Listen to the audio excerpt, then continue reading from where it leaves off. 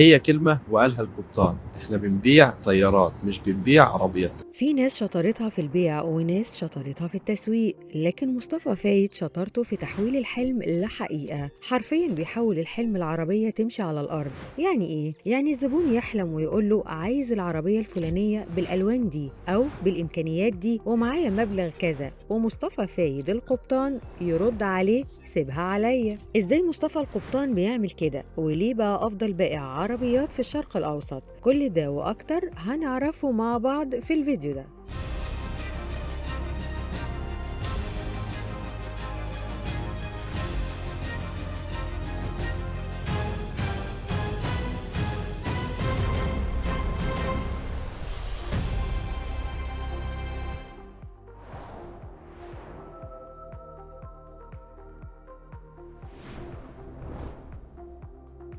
ببساطة القبطان بيفصل لك عربيتك من المصنع خصيصا علشانك. أيوة، مصطفى مش بيعدل العربيات عنده في مصر وخلاص، ده مع الشركة الأم للمصنع وبيطلب منهم يعدلوا العربية حسب مواصفات الزبون المصري. ومش بيتهور، ده بيشتغل بخطة ودراسات، والشركات هناك بتحترمه وتثق في كلامه لدرجة إنهم بيشتغلوا على تعديلاته وبيعتبروه مرجع. وعنده أكتر من 550 تصميم لتعديلات العربيات، كلها معمولة على مزاج الزبون، وكل عربية بتطلع تحفة بتتشاف في الشارع من بعيد.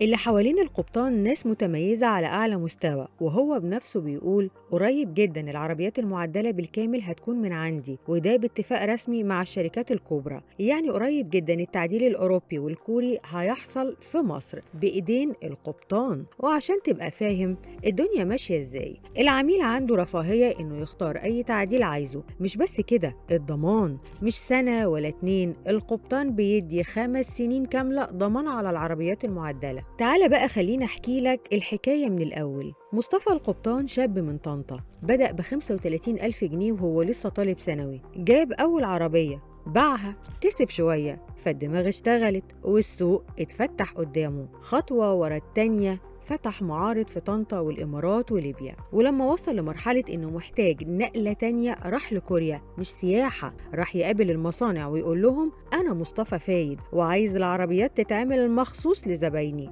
المفاجأة إنهم وافقوا، ومن هنا بدأ التعديل على مستوى تاني خالص. عربية بمواصفات القبطان وبس. أول واحد يدخل مصر عربية كيا كارنفال بتعديلاته الخاصة، صالون 9 كراسي، شاشات سينما، مساج، تكييف لكل كرسي، ولا كأنك في جناح 5 نجوم بيتحرك. وبقى الراجل الكوري أي عربية كوري في دماغك هتلاقيها عنده وبالشكل اللي بتحلمه. المشاهير نفسهم بقوا زباينه، من عصام الحضري لمدحت شلبي لأحمد الباز صاحب قصر الكبابجي. كل يوم شكل، لبس عالمي، عربيات من عالم تاني، رانج روفر وأحدث حاجة أستون مارتن بملايين. بس كل ده ولا حاجة جنب التواضع اللي عنده. لسه بيقولك اللي عايز عربية نظيفة يجي القبطان وهيلاقي اللي نفسه فيه. وفي 2024 افتتح أكبر فرع في مصر بحضور سفارة كوريا وشركات عالمية، وبيجهز لفرع جديد، واللي يخمن مكانه صح ممكن يكسب آيفون 16. 8 فايزين بالفعل استلموا هداياهم، ومعاه أخوه محمد فايد بنوا إمبراطورية ب8 فروع بين مصر والسعودية والإمارات وكوريا.